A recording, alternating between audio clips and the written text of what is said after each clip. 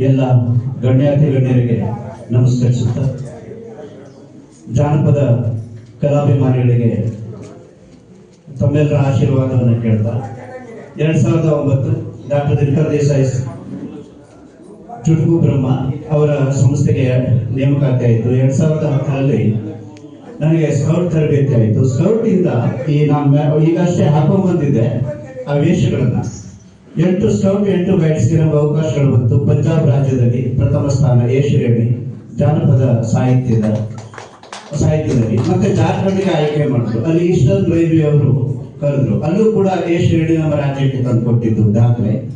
ಹಾಗೆ 2023 ರಾಜಸ್ಥಾನದಲ್ಲಿ ಮತ್ತೆ ಎ ಶ್ರೇಣಿ ಕಳೆದ 2 ವರ್ಷದಿಂದ. ಈಗ ಮತ್ತೆ ಉತ್ತರ ಪ್ರದೇಶಕ್ಕೆ ನಮ್ಗೆ ಇದೇ ಇನ್ನೂ ದೊಡ್ಡದು 1000-2000 ಆಗ್ತದದು ಪೀಠ, ಅದನ್ನೆಲ್ಲ ತಯಾರು ಮಾಡ್ತಾ ಇದ್ದಾರೆ, ಮತ್ತೆ ಆಯ್ಕೆ ಮಾಡಿದ್ದಾರೆ. ಹೀಗೆ ಸಾಂಸ್ಕೃತಿಕ ರಂಗದಲ್ಲಿ 2015ರಲ್ಲಿ ಜಪಾನ್ ದೇಶಕ್ಕೆ ಕಳಿಸಿದ್ರು ನನಗೆ.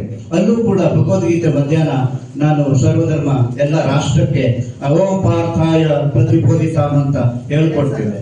ಅಲ್ಲೂ ನನ್ನ ಒಂದು ಕೀರ್ತಿ ಪತಾಕೆಯನ್ನು ಹಾರಿಸಿದೆ.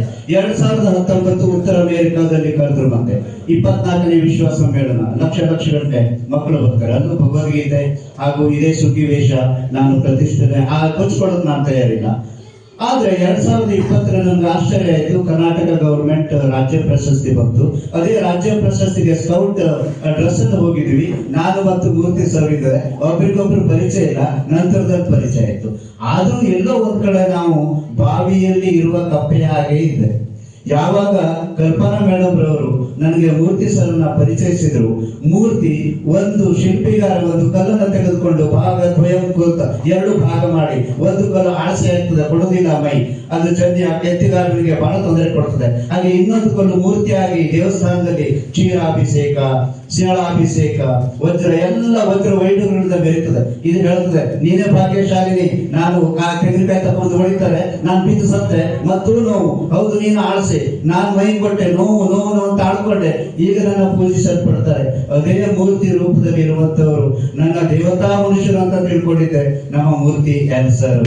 ಯಾಕೆಂದ್ರೆ ಅವರು ಇವತ್ತು ನನ್ನನ್ನ ಇಡೀ ಅಂತಾರಾಷ್ಟ್ರೀಯದಲ್ಲಿ ಫೇಸ್ಬುಕ್ ನಲ್ಲಿ ನನಗೆ ವಿಶ್ ಮಾಡ್ಲಿಕ್ಕೆ ಅವಕಾಶ ಕೊಟ್ಟಂತವ್ರು. ಎಲ್ಲ ರಾಜ್ಯ ಪ್ರಶಸ್ತಿ ಬಂದ್ರಿ, ಅಂತಾರಾಷ್ಟ್ರೀಯ ಮಟ್ಟದಲ್ಲಿ ಹೋಗ್ರಿ, ರಾಷ್ಟ್ರೀಯ ಸಾಧಕ ಪ್ರಶಸ್ತಿ ಬಂತು, ಎಲ್ಲಾ ಕಡೆ ಭಾಷಣಕರ್ತನಾಗಿ ಬಯಸ್ಕೊಳ್ತಿದ್ದೆ. ಅಷ್ಟೇ ನನ್ನ ಸಂಸ್ಕೃತದ ಕೆಲವೊಂದು ಶ್ಲೋಕಗಳು ಹೇಳಿದಾಗ ಪ್ರಶಂಸೆಗೊಳಗಾಗ್ತಿದೆ. ಯಾಕೆಂದ್ರೆ ಮಾತಿಗೆ ನಿಲ್ಲುವುದಿಲ್ಲ, ಅದೇ ಹೇಳಿದ್ರೆ ಮಾತಾಡುವುದಿಲ್ಲ, ಹೋಗ್ತಾ ಸರ್ ಹೇಳಿದೆ. 2 ನಿಮಿಷ ಟೈಮ್ ಕೊಟ್ಟಿದ್ರು, ಅಸಾಧ್ಯವಾದ ಮಾತು 2 ನಿಮಿಷದೊಳಗೆ ಮುಗಿಯೋದಿಲ್ಲ, ಮಾತು ಮುಂದುವರಿತದೆ, 10 ನಿಮಿಷಕ್ಕೆ ಹೋಗ್ತದೆ. ಆದ್ರೆ ಇಲ್ಲಿ ಹಾಗೆ ಮಾಡುವುದಿಲ್ಲ. ಹಸಿವಿನಿಂದ ಇದ್ದವರು ನೀವು, ಪುರಂದರದಾಸರು ಹೇಳಿದಂಗೆ ಕಲ್ಲು ಸಕ್ಕರೆ ಕೊಳ್ಳಿರು ನೀವೆಲ್ಲರೂ. ನಾನು ಮತ್ತು ಮಾತಾಡ್ತಾ ಹೋದ್ರೆ ಈ ಮನುಷ್ಯನಿಗೆ ಕಲ್ಲು ಸಿಕ್ಕರೆ ಕೊಳ್ಳಿರು, ಅಲ್ಲಿ ಎಲ್ಲಾದರೂ ಕಲ್ಲು ಸಿಕ್ಕರೆ ಕೊಳ್ಳರು ಹೇಳೋಕ್ಕಿಂತ ಮೊದಲೇ ಭಾಷಣವನ್ನು ಮುಗಿಸ್ತೇನೆ. ದಯವಿಟ್ಟು ನನಗೆ ಇವತ್ತೊಂದು ಸಂತೋಷ, ಕರ್ನಾಟಕ ರಾಜ್ಯ ಜಾನಪದ ಸಾಹಿತ್ಯಗಳು ಬಹಳ ಸಾಕಷ್ಟು ಸಿಕ್ಕಿದ್ರು ಕೂಡ ಇವತ್ತು ನೆಮ್ಮದಿಯಾಗಿದೆ.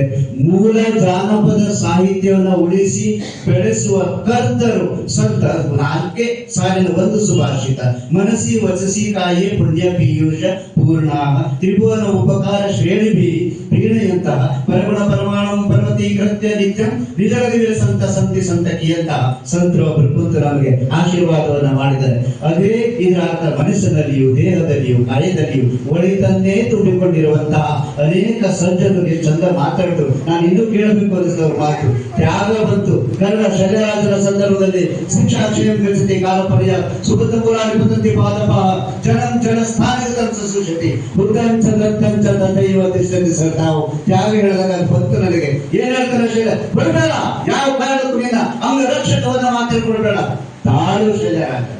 ಇದು ತ್ಯಾಗಕ್ಕೆ ಮಿಗಿಲಾದಂತಹ ವಸ್ತು ಇನ್ನೊಂದಿಲ್ಲ. ಆತ ಕೇಳ್ತಾ ಇದ್ದಾರೆ, ಇಬ್ಬರ ರೂಪದಲ್ಲಿ ಬಂದಂತಹ ಆ ಇಂದ್ರ ಇದು ಯಾವ ಶರೀರ?